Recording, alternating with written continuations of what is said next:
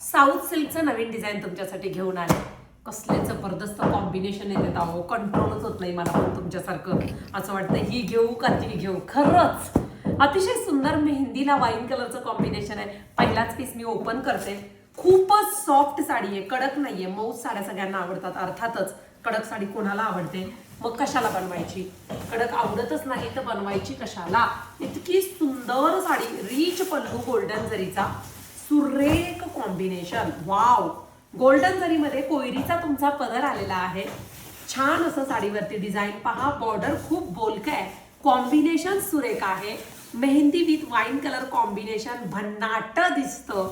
All over बुट्टी पहा. लांब रुंद साडी, मऊ मऊ मऊ लुसलुशीत. लाइनिंगचा नेसता पदर हा एवढाच पोर्शन आहे आणि त्यानंतर 1 मीटरमध्ये मस्त असा ब्लाउज पीस कॉन्सेप्ट दिलाय. वाव, आहे सुरेख.